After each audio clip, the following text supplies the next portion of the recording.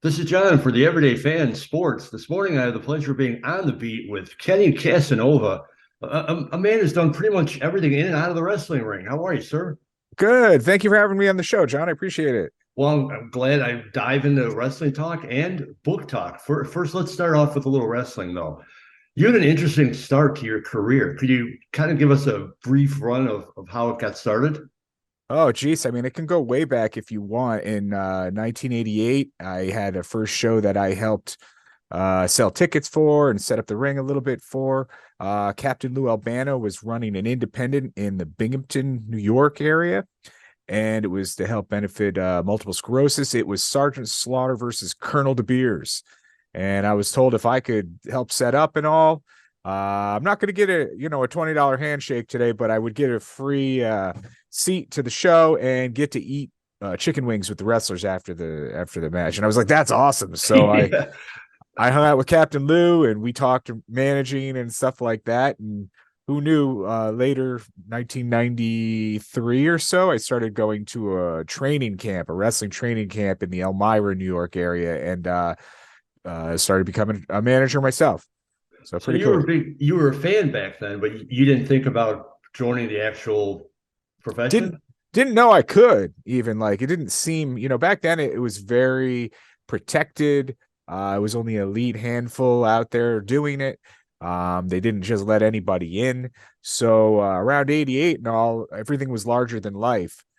These days, the wrestlers are much smaller and it's much easier to get into the, business than it was back then. I mean, if you look, remember, even the action figures were bigger, like the LJN action figures.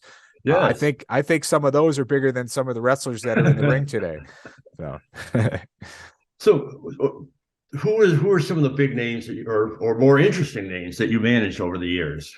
so probably the first biggest name that I was able to manage was King Kong Bundy. Did a bunch of stuff for him, New York City and Western New York area.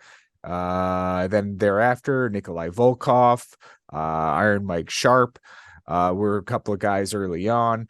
I managed opposite a lot of the names because quite often the name was being brought in, even if it was a heel on TV. Quite often they were a baby face on television, or the opposite of that. If they were a heel on TV, they were a baby face in the independents. So I would be opposite a lot of big names like the Bushwhackers or Brutus Beefcake or Greg the Hammer Valentine, or those are just a few to name. So yeah, I kind of ran the gamut. I got to also manage Kamala as Kimchi in the Northeast area.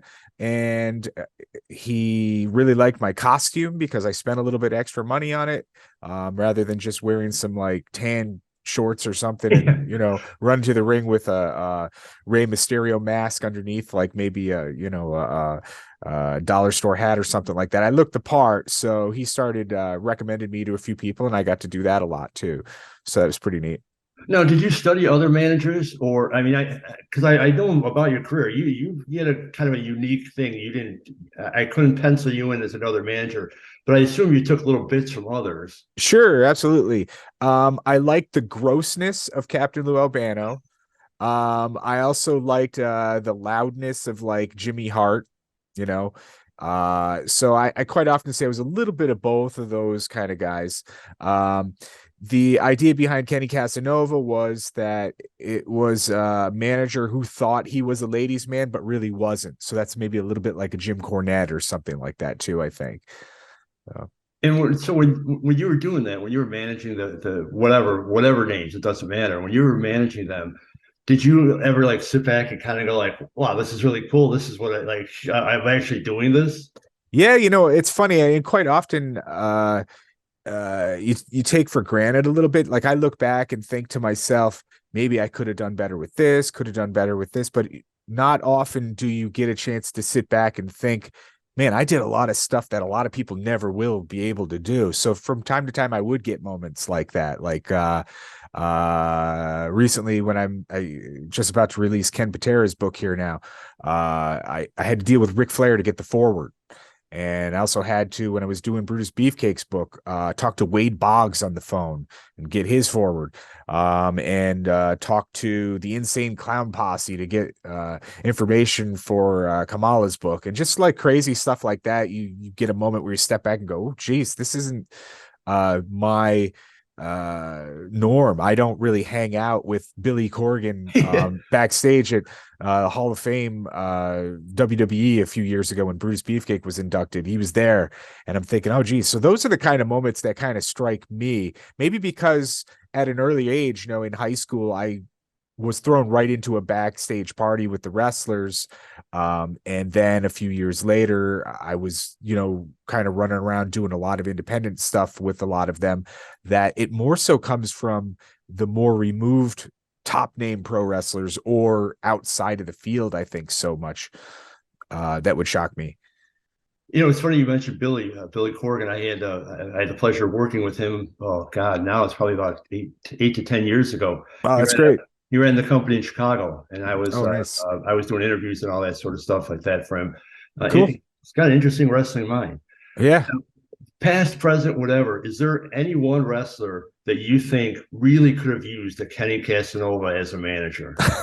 So I guess, geez, you want to go with the guys that don't maybe talk well? Is that what you mean? Who might have benefited Whoever from? you think could best use a Kenny Casanova.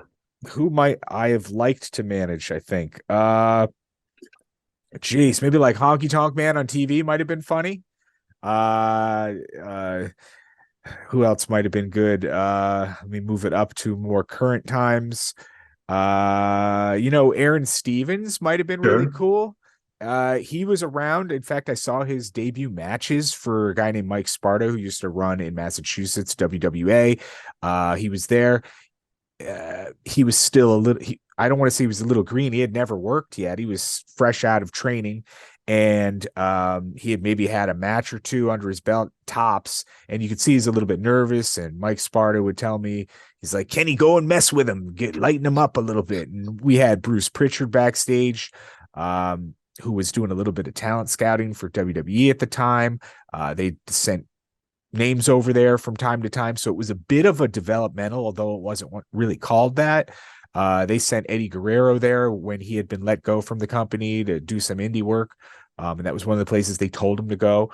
And I saw Aaron Stevens before he became Mizdow, and he saw me kind of singing the national anthem in the Gorilla and thought it was a riot because I was acting all goofy, almost pulling a Roseanne Barr kind of incident backstage singing operetta.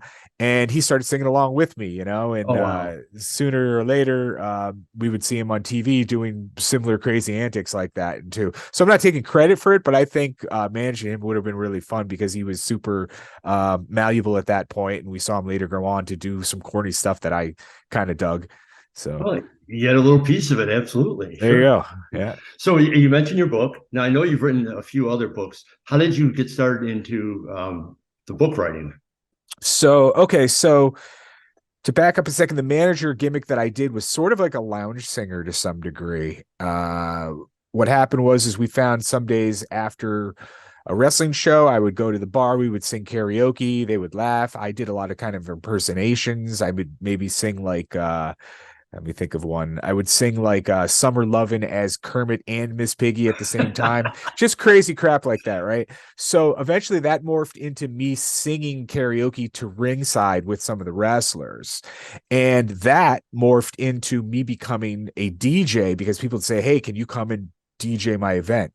And that paid so much better than the $50 to $100 that I would luckily get sometimes as a manager.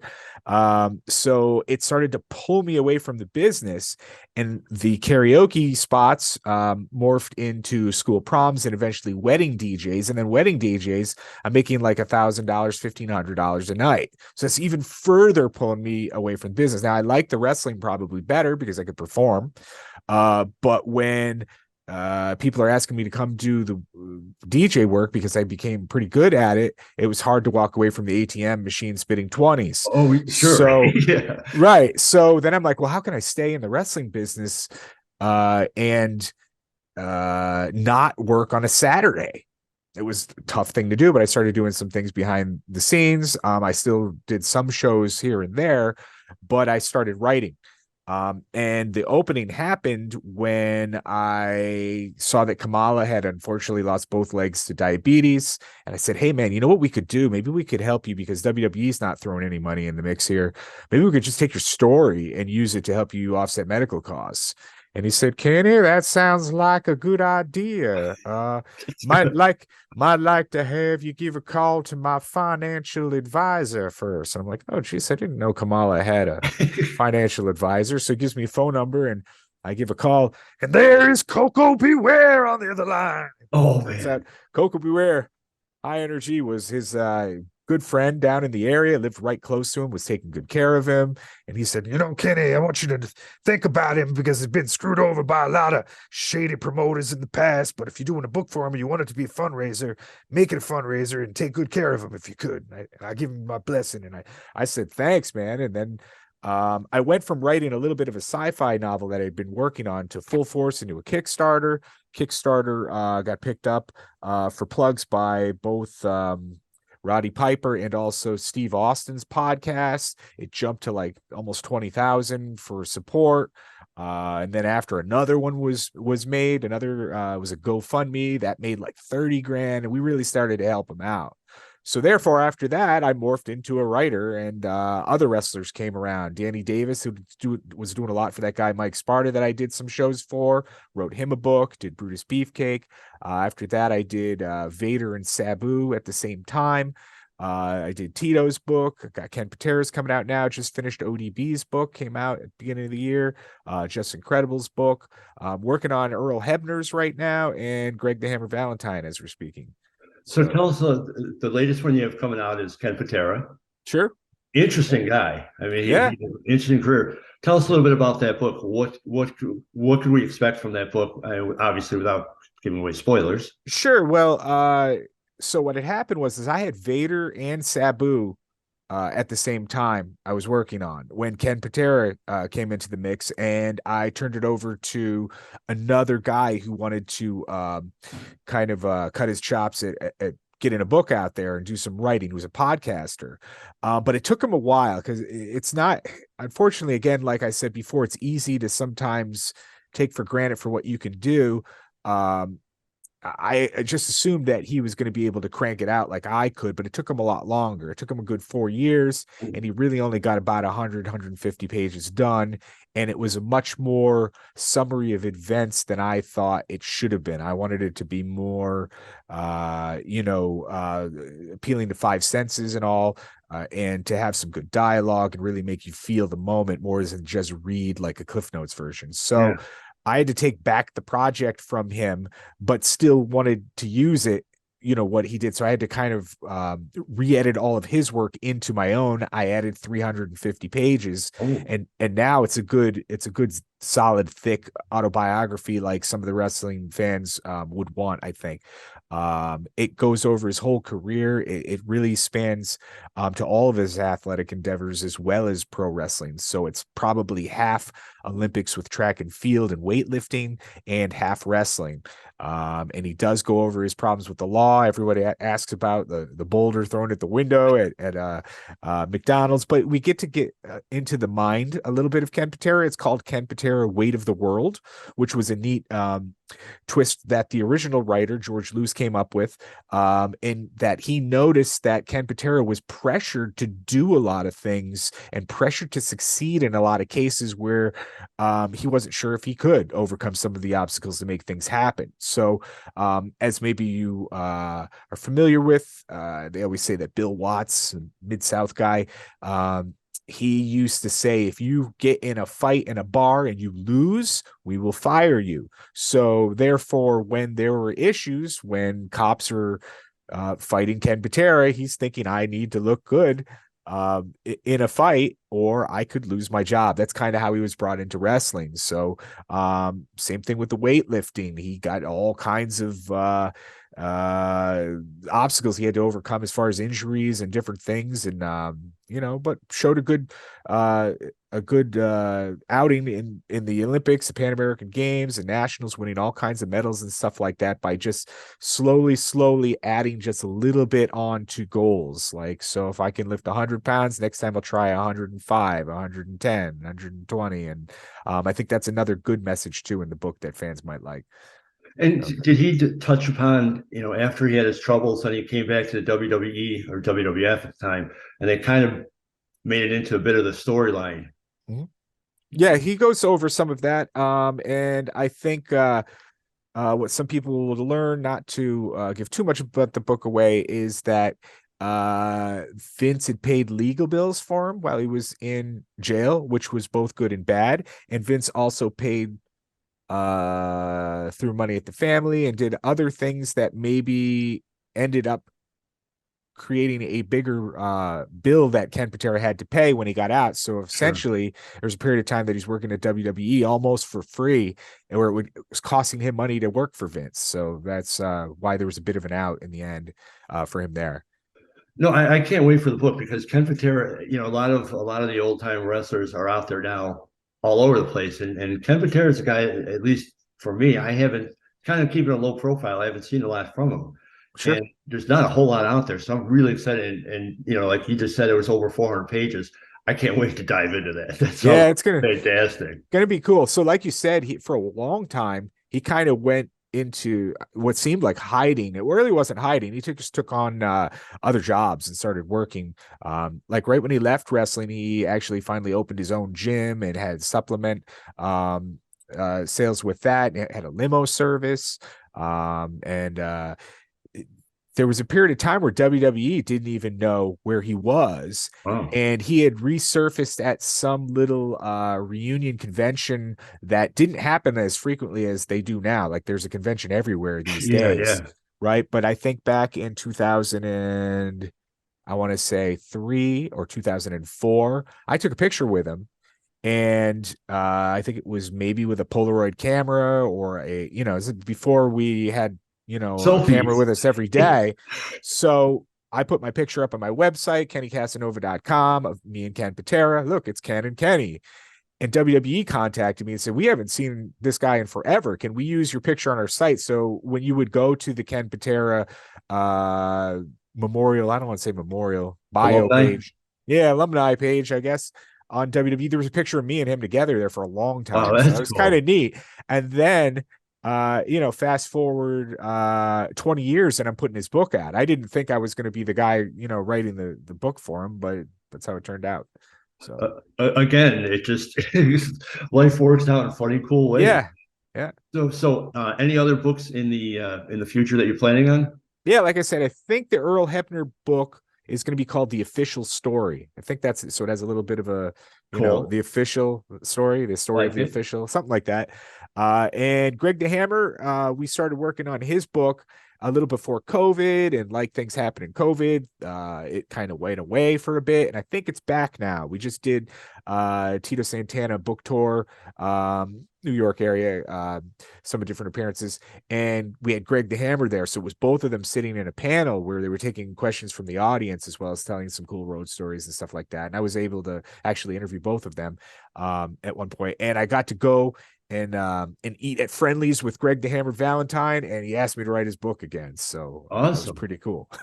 Well, so now here's the $1 million question then. When is the Kenny Casanova book coming out? Jeez, let's take a poll right now. If people would want to read it, let me know. I probably could write it. It would probably be easy, but just like I've always been a little selective on who to pick to spend my time, because it takes me usually upwards in about a year or more to write the book. I kind of don't want to write the book and then just have the topic be like, oh, cool, look, he wrote a book about this guy, but then nobody reads it. I'm really happy when people read the book, so much so that sometimes, I'm throwing books around for free when I shouldn't, and I'm giving a lot of free things away.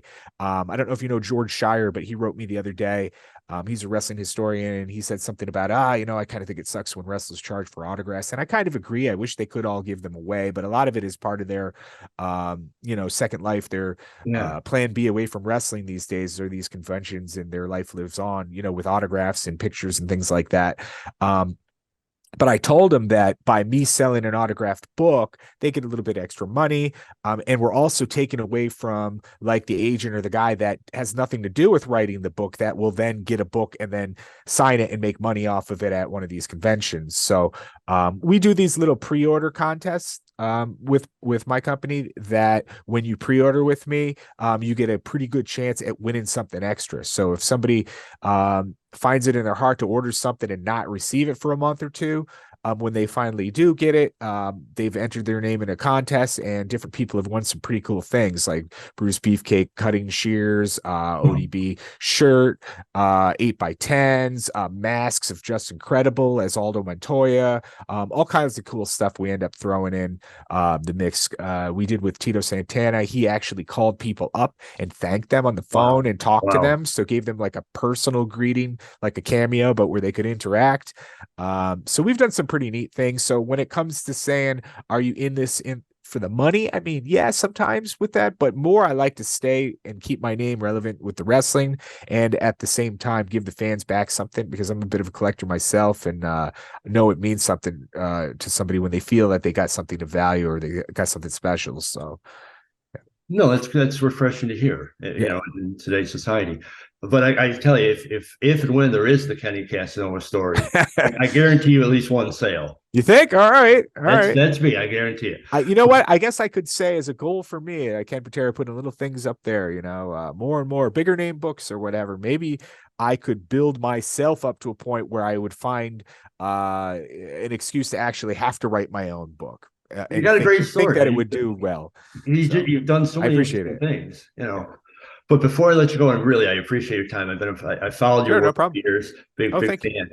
Tell everybody where they could give everybody your information, where they could find you, where they could find the book. Shoot it all. So my home website is kennycasanova.com. That's where you can learn about me as a wrestling manager and as an author and as a DJ. Also an English teacher. I help kids now these days in an advanced course within a hospital. So they're studying to become doctors and stuff like that. I'm a Fulbright scholar. I did some time over in Japan. So you can learn all about the stuff that I've done, crazy stuff at kennycasanova.com. The book site is wohw.com. That's my publishing site. It stands for Walking on Hot Waffles, which means absolutely nothing. So check that out there. And if you were interested in the new Ken Patera book, that's on pre-order right now. If you order it, I'm thanking you by entering your name to help you win others free stuff. You may find an extra book in the package or something. Who knows? Well, I will be pre-ordering it. Like I said, I was, a Sweet. longtime fan of Ken Patera. I think he's got an interesting story. I think you've got a fascinating story, and I Cool. appreciate your time now. I encourage everybody to check out your website, kennycasanova.com. Check out your books. I've looked at them. The thing I like about your books too is you didn't necessarily pick the biggest name out there. You picked guys that I really liked. I followed all their careers, and every name, everybody you brought up just brought so many cool memories. I've been fortunate enough to meet most of those guys, and to read their books and read their stories is really cool. So I appreciate that from you as well. But Well, maybe you could get me the Billy Corgan wrestling autobiography. I don't have to talk about his rock music, but I'm sure he probably has. I could picture it now. Billy Corgan, my fandom in wrestling or something like that would be awesome to Well, just read why he likes something. I don't know how he was at the WWE thing, and I mean no disrespect to Billy. Billy was fantastic to me for the few years we worked together, but Sure. Billy was not receptive to fans at the show. He liked to Okay. keep a very low profile. He liked to kind of hide in the back Yeah, and I hear you. just coordinate the matches. But I'm sure because fame brings crazy stuff. I would imagine he's eating dinner somewhere and some Smashing Pumpkins fan comes running over, or maybe someone that saw him in TNA wrestling runs over and interrupts him. They don't know any better. They're excited, but at the same right. time, he's got that little constant pecking all the time. So I could see that, but I could also see him wanting to write a book with me. So if you're listening, Billy, give me a call, you know. Hey, I'd encourage it. The man writes good books. The man writes great books. And Thank you. like I said, check out your website, check out his website, kennycasanova.com. Check out the book. I look forward to the Ken Patera book. I'll be ordering it. I'll be writing about it when it's out. And I Cool. appreciate your time, my friend. Thank All you. right. Thank you very much. Appreciate it. Have Thanks. a great day, man. Thanks.